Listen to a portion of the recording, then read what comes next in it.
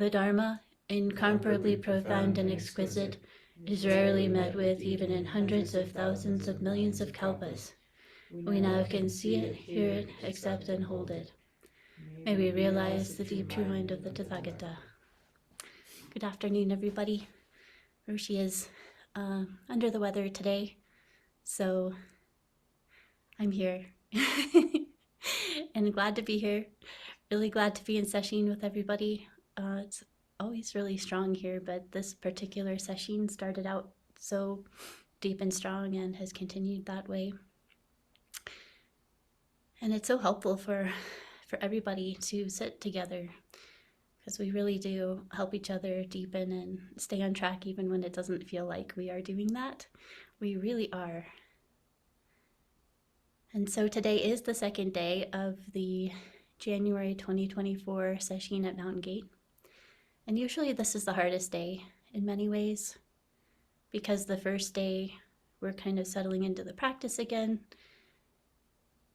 And the stuff that's often right under the surface that we can't quite see most of the time comes up to the surface on the second day. And so it can feel very turbulent, lots of intensity, or can be the opposite too, feeling really discouraged. Both are really common experiences, or both. It's common to feel both also. And it's different for each person. We all have our own individual habit patterns that come up, but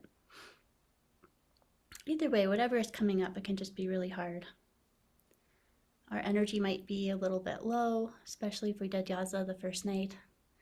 Might have some low motivation along with discouragement or feeling doubt. It can be harder to focus too, seemingly. Often that's because we did work so hard the first day, and so now we've come up on some harder things that are harder to look at. So it can feel harder to focus, even though it's really just another sort of habit pattern. And so when it becomes really, really hard, that's where we rely on our faith and perseverance. Sometimes it feels like we don't have any faith or perseverance, but all of us have been practicing for a long time, and many of us have done residential training or are in residential training right now. And you just simply can't do a lot of sesshin and a lot of training and not have that faith and perseverance. It's just there automatically, even if it feels like you can't quite access it. But nevertheless, sometimes it seems like all we can do is one breath, just the motivation and willingness to do one breath. And that's fine, because that's all we need. You just keep doing that, just that one breath. Like, one more time. Or not even thinking one more time, just thinking, okay, just this breath, I can do this breath. Even if it's just this long, that's fine. I'll just do this one breath. But we just keep doing that. And that's exactly what we need to do, because we are eroding strong habit patterns, whatever they might be, for any of us. When it's really, really hard, that's when we're really doing the best work in many ways, because that's where we're having a lot of resistance. That's where we're having a lot of intense habit patterns that we are working through just by trying. Sort of, well, there are a lot of analogies, but any journey or process, you're going to come across times when it feels like you're just not making any progress, where you feel really stuck and you can lose motivation. If you think about any transoceanic journey, at some point you're going to run into the doldrums, where that's like a place where there are no wind currents. It seems like there are no ocean currents either, and it seems like you're just sort of bobbing on the sea if you're going by sail. Obviously, boats with motors don't have that problem, but back in the day or currently, people who are on sailboats will run into doldrums here and there. And it can be kind of awful. You're just sitting there in the heat. It's hot. There's no wind. There might be bugs depending on how close you are to land. And it seems like you're not going anywhere. You're just bobbing up and down.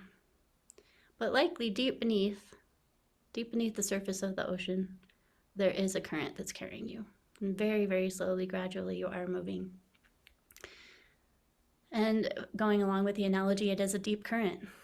It's very, very deep down below. And it's making very slow changes.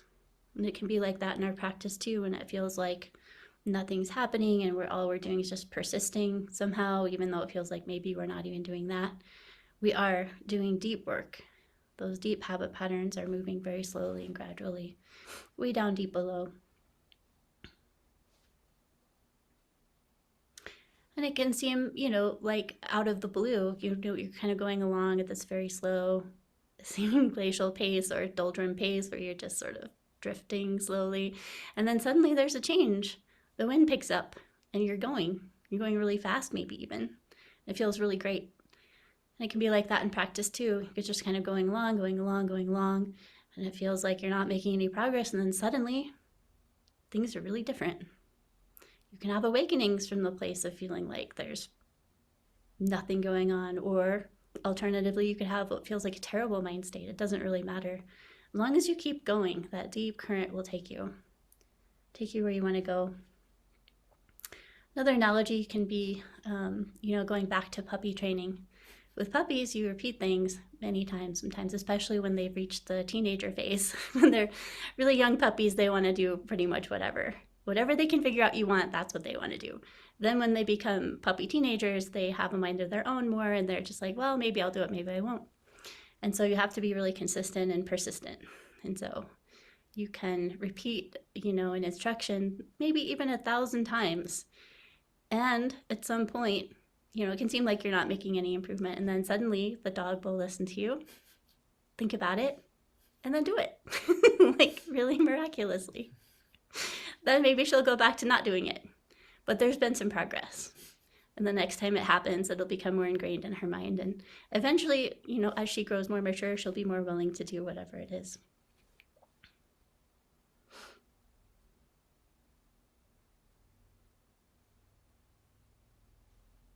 Another way to think about it too, if it's helpful, is to think about it, the Grand Canyon or any canyon. Those curves are created by water very, persistently and over a long time moving across the surface and carrying tiny bits of rock you can't even see away each time that the water flows.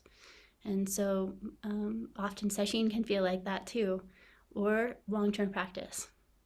That maybe all we're doing is eroding, but that eroding is so important. And over time, suddenly, you will, and then often suddenly in pointed moments, see change. And it's important to remember those times of change to help motivate when it feels like you're in a spot where you're not making progress. And that happens for any pattern we're trying to change. Often as we're doing our practice in action, we notice some less than skillful patterns we might have, and we want to change them. And so along with just taking a moment to be kind to ourselves, knowing that we are all puppies at heart with these patterns that we want to change but don't want to change, just take some time to get through that process of deciding to change, and then the process of actual change, which can be slow.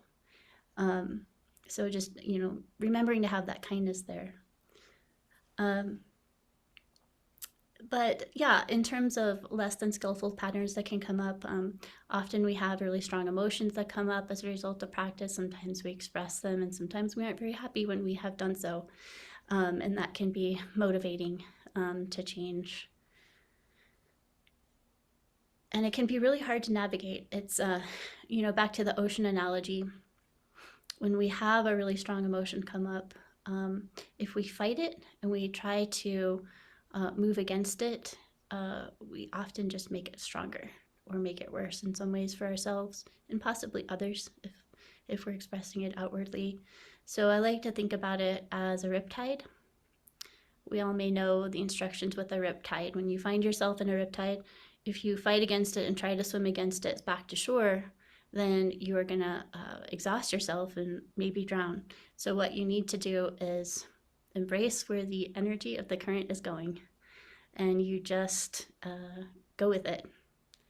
to extent. I mean, I might, please don't take this as an actual instruction on riptides. This is meant to be an analogy. I might have this slightly wrong, but the basic idea is you want to embrace the energy of the riptide and go along with it until you get to a point where you can just sort of navigate out towards the shore in a way where you're not fighting against it.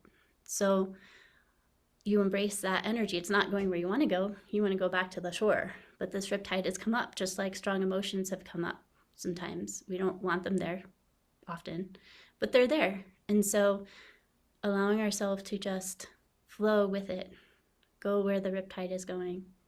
Now, in terms of emotions, that doesn't mean adding to the emotion or adding to a lot of thoughts around it, because that often makes it worse too.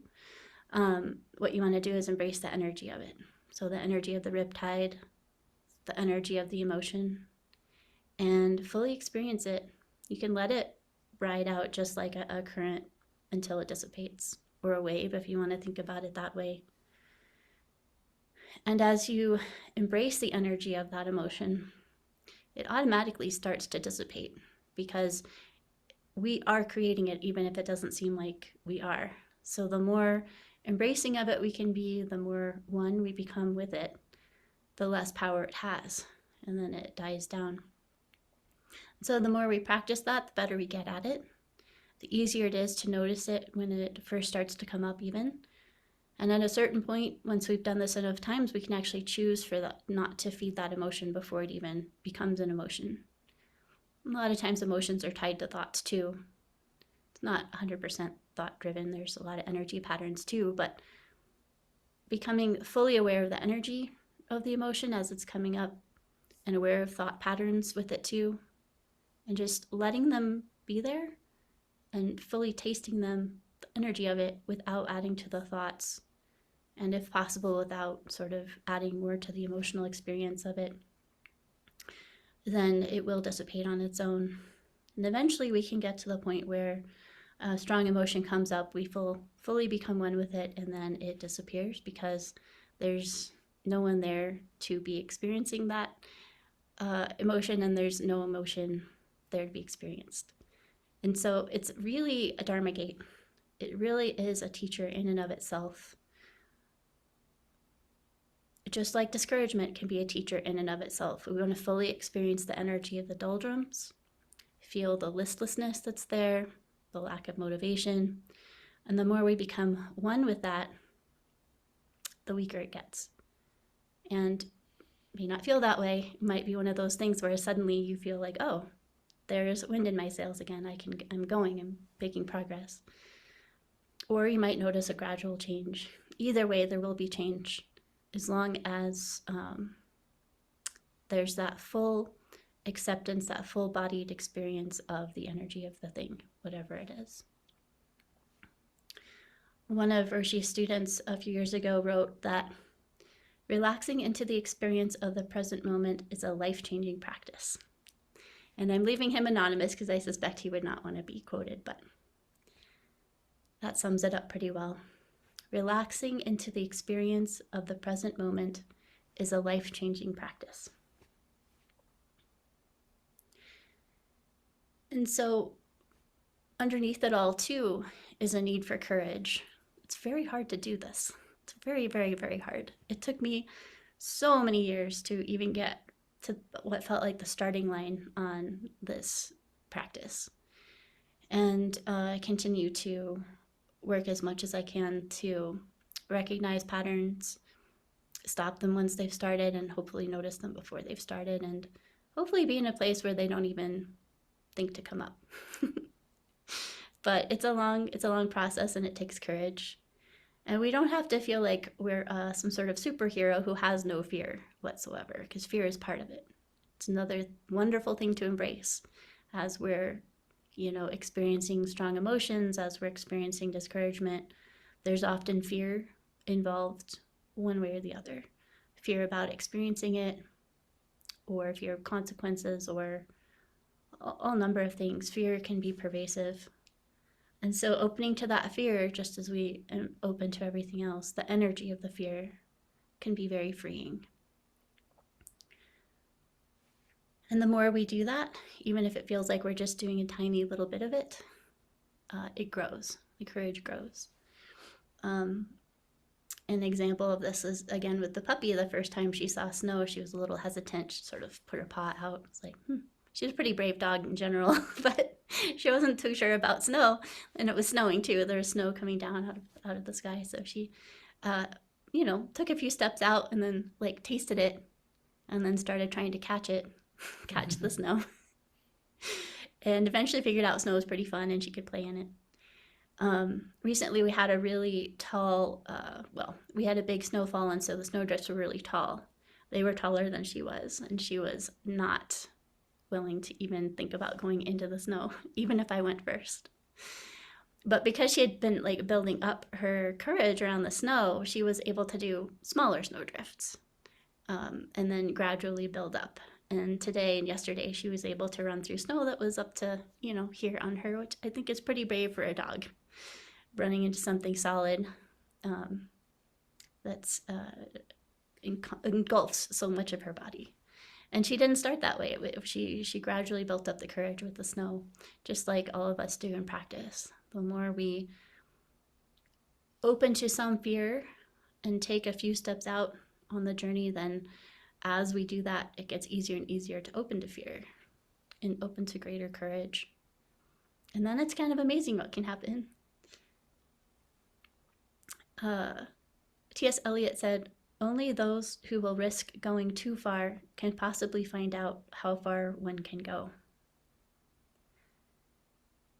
So I'll say that one more time. Only those who will risk going too far can possibly find out how far one can go.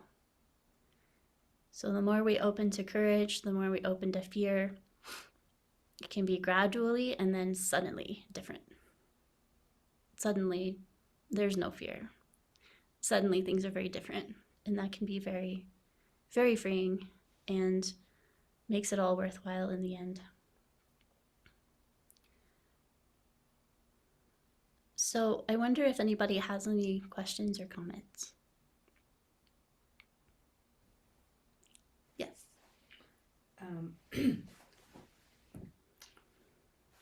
I feel that this sounds great. Sounds great. And then you're like, okay, got it. But then you get plunged into this really deep fear that feels like you're dying and it's claustrophobic, Mm-hmm. and you feel like you really want to run. Yeah. Right? Mm-hmm. So do you have any practical experience? One that's really exciting, because that's a great sign. About how to open to that in a way that is not as scary. Yeah. Yeah, absolutely.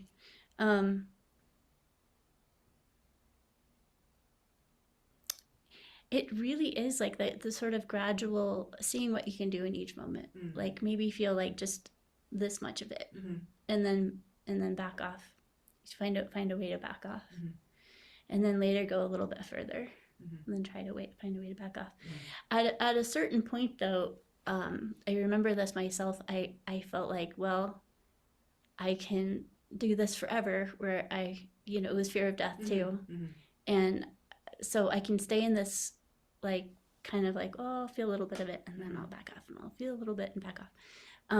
At a certain point, I just realized I had to be willing to die. And it was, I say it with a smile, but it led to a lot of freedom, but it was extremely hard to do. But that you have to be willing. You do have to be willing, because that can be how it feels. Mm-hmm. And to anybody listening, obviously nobody's killing themselves here. Nobody's dying. This is a supportive. It's a supportive. This is a conversation about Zen practice, where fear of dying comes up right before often there's an opening to something much deeper and freer. But it feels like the highest stakes possible. Mm-hmm. So if there's any taking heart that can be had, great. But yeah, breaking it up into chunks, I would say, try a little bit, with Sophie, I don't know about this, but can I eat it? With the snow, she was like, I don't know, can I eat it? Okay then. And then she went a little further, and each time she's gotten better with slightly deeper snow. Mm-hmm. And, now she's like hopping around in the snow with it's like crunches and it's uneven and it's unpredictable. And she's like, whatever, let me at it. And this is like a big difference from how it was at the beginning. And it really does work like that. Um, and you never know. I mean, you never know when it's going to shift either. Like it can feel really terrible and really scary, and like there's no end to the fear, and then suddenly it's gone. And allowing yourself to physically feel it too, like physically shaking, physically feeling like death is imminent. Any kind of like curiosity, can be like, well, this is kind of fascinating. This is what happens to everybody sooner or later. Like, I remember that was something that kind of helped me a little bit too, like staying curious about it, because it is part of the human condition. Just depends on how much we want to put it off, which doesn't sound fun to hear. And I have to keep reminding myself too, because there's layers and levels of it. And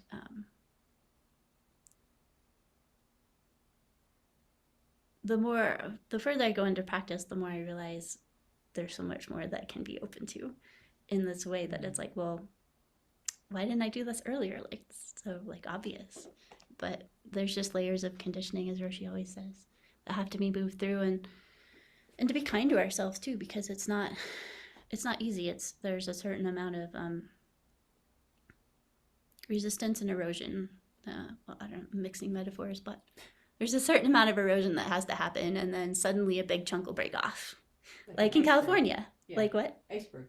Oh, like or an iceberg. Yeah, yeah, melting. Yeah, things melt for a while, and then suddenly a big chunk of the glacier falls off, and you never know when that's going to happen. And then when it does, and it gets easier because you've had a glimpse or glimmer, and so it gets easier to open to the fear because you have a sense for how that freedom gets easier and easier to open to.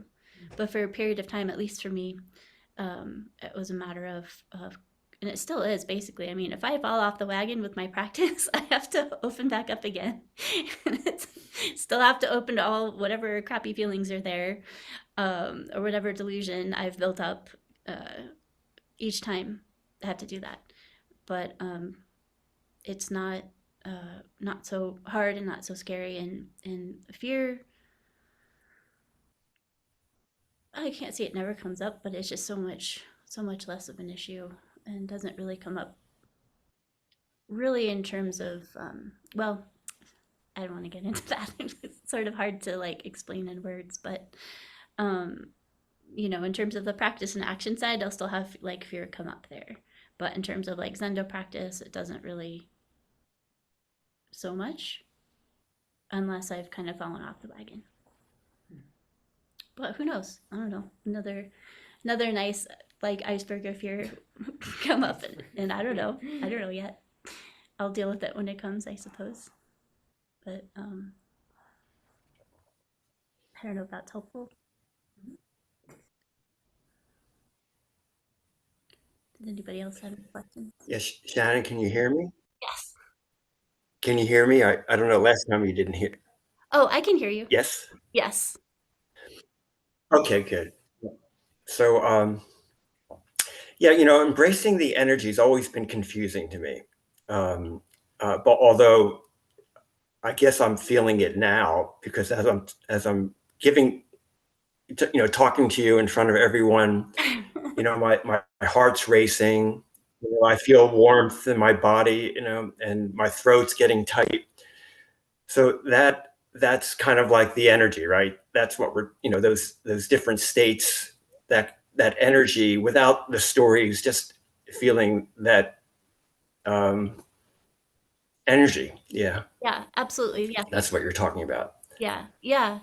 And it's different for everybody Yeah. too. Like that, it's just a matter of opening to whatever your experience is. So your experience is the heart racing, maybe some dry mouth, uh, yeah, full of maybe a twinge in your stomach. Being fully aware of all of that helps undo the habit pattern. It's like we're afraid of fear, and so uh, the more we can open to the the experience below thinking, whatever that is, the physical body. Sometimes people are aware of specific energies too. It kind of doesn't matter. It's however whatever your experience is beyond thinking, where you're having a reaction to something, then that's what helps erode it. Tuning into the physical sensations is a great Yeah. doorway into that. And that's that, yeah, as I said, that's what erodes the resistance to feeling those things. And then over time, eventually it's not so scary and it's easier to fully open to it. And then it's just it was like it never happened.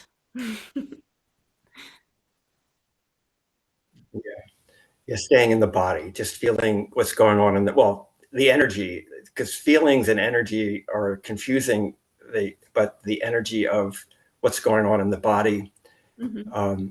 even if it's very minimal or hard to decipher, Mm-hmm. but yeah. Anyway, that's been a confusing part because I've practiced Zen for a while, and I you know, I think in the early days it was not focusing on the body at all. It was just focusing on the practice. Um, but yeah, that's Yeah, it's a process, a it journey, is I a process. guess.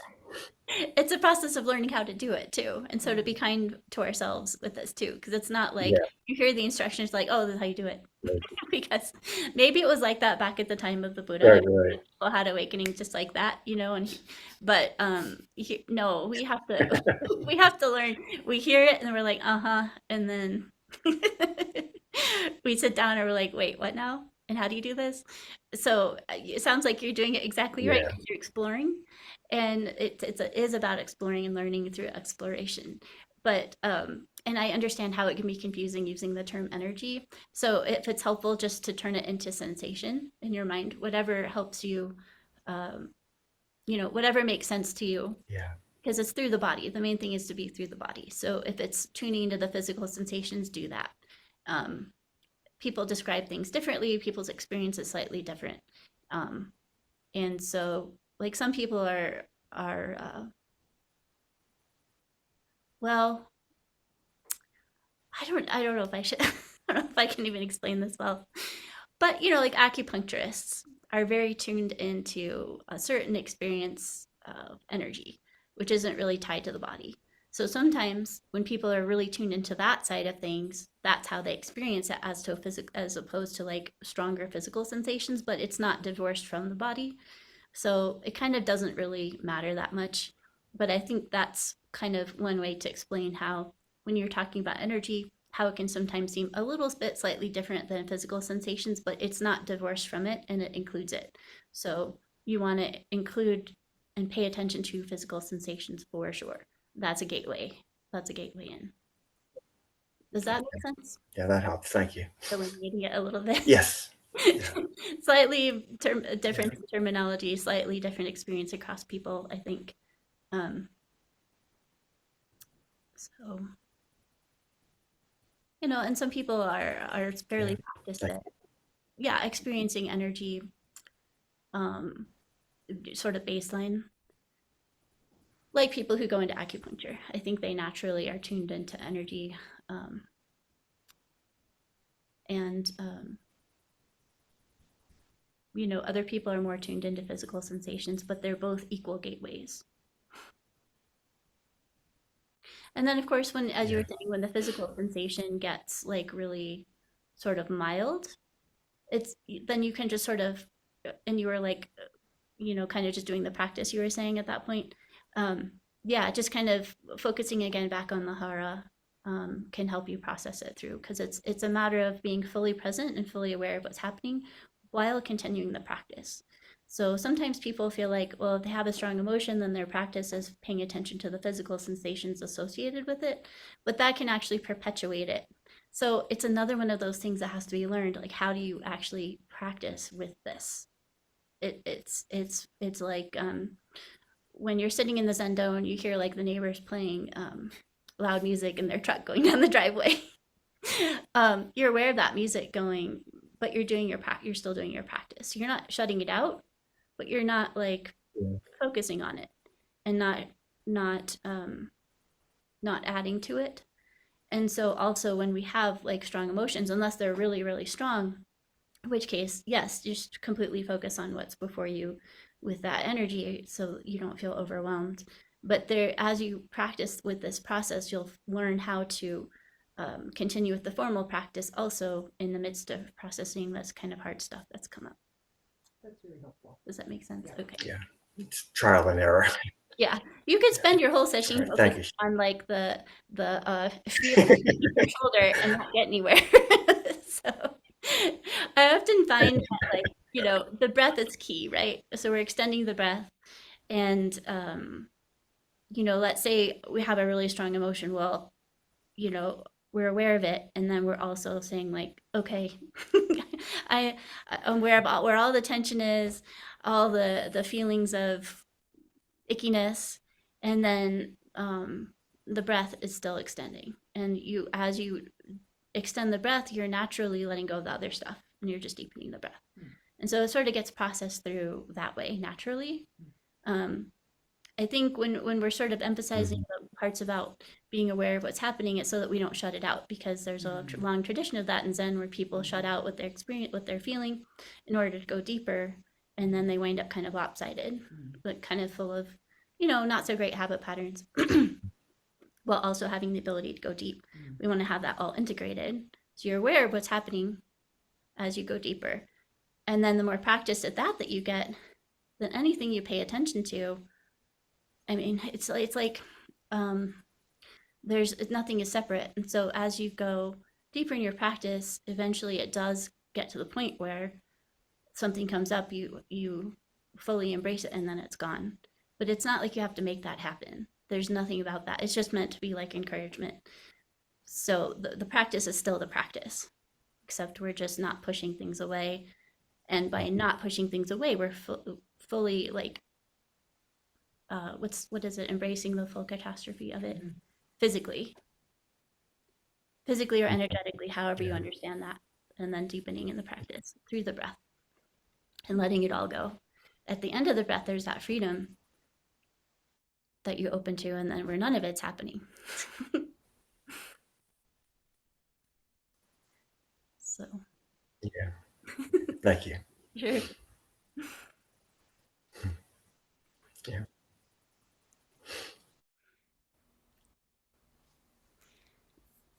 Anything else from anybody else? Like for an example, just now a little bit of fear came up, and so I just felt it in my shoulders and kind of butterflies in my stomach, and then, you know, just went right back to the hara. And I can still feel that, you know, a little bit, but the more I just embrace it and feel it and focusing through the hara still with all of it, then without pushing it away, and it's such a delicate balance to learn how to do, it just kind of dissolves on its own. All right, well, it was really good talking with everybody today, and we'll end now and chant the 4 vows.